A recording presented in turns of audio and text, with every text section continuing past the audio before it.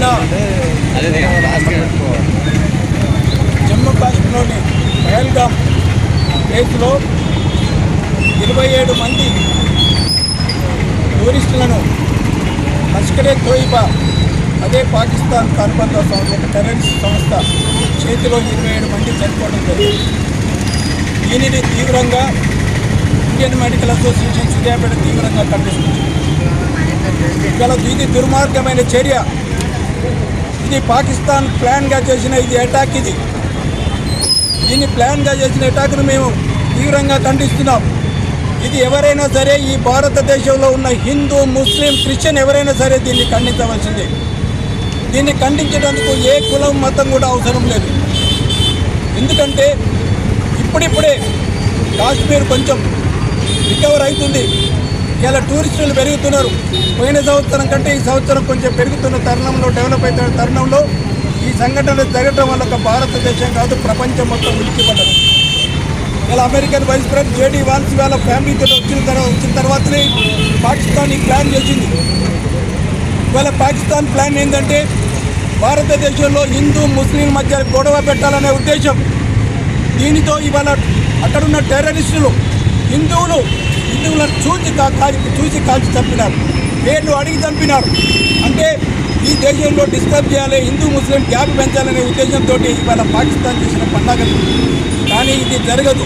కాశ్మీర్ ముమ్మాటికి కూడా ఇది భారతదేశంలోని భాగమే. ఇలా ఇక్కడున్న హిందూ, ముస్లిం, క్రిస్టియన్ అందరూ కూడా భారతీయ పౌరులే. ఇది అఖండ భారతదేశం. ఎవరు కూడా చీల్చలేరు. కానీ పాకిస్తాన్ కానీ, ఆఫ్ఘనిస్తాన్ కానీ టెర్రరిస్టు చేతుల సర్వనాశనమైన దేశాలు. ఇవాళ అడుక్కొని తినేటందుకు కూడా ఇలా ఆహారం లేదు. 2 దేశాలు. అక్కడ ఒక పని లేక, చదువు లేక ఒక యువత మొత్తం టెర్రరిస్ట్ వైపు సాగుతున్నాయి. ఒకసారి చూడండి, ప్రపంచంలో ముస్లిం దేశాలు చాలా ఉన్నాయి. ఇవాళ దుబాయ్ తీసుకోండి, ఇవాళ మోడీ సౌదీ అరేబియా తీసుకోండి, షార్జా తీసుకోండి. ఇవన్నీ కూడా వెల్ డెవలప్డ్. అక్కడ ముస్లిమ్స్ ఎక్కడ టెర్రరిస్టులు రాలేదు. అక్కడ ముస్లింస్ అంతా టెర్రరిస్టులు రాలేదు. ఈ టెర్రరిస్టులు కావడానికి కారణం ఇది కులమే కాదు, ఇది మతమే కాదు. ముస్లిం అనేది కానే కాదు. ముస్లిం దేశాలు చాలా డెవలప్డ్ కంట్రీస్ ఉన్నాయి.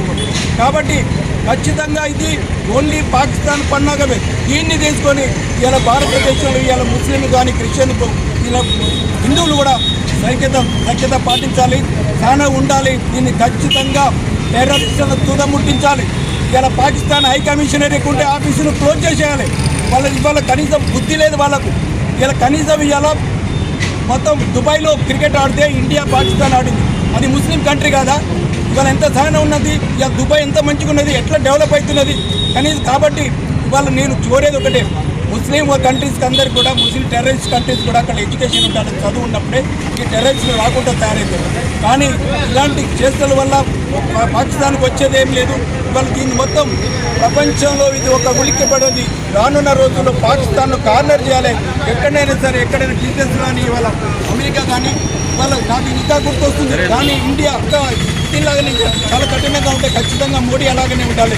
కానీ ఏ పార్టీ కూడా సంబంధం లేకుండా ఇలా తెలుగుదేశం అయినా, కాంగ్రెస్ అయినా, ఏ పార్టీ అయినా సరే వాళ్ళ సెంట్రల్ గవర్నమెంట్కి, కేంద్ర ప్రభుత్వానికి అండగా నిలవాలి. భారతీయులుగా మనందరం నిలవాలి. ఖచ్చితంగా ఇది పహల్గా సెంట్రల్ గవర్నమెంట్, ఇండియన్ మెడికల్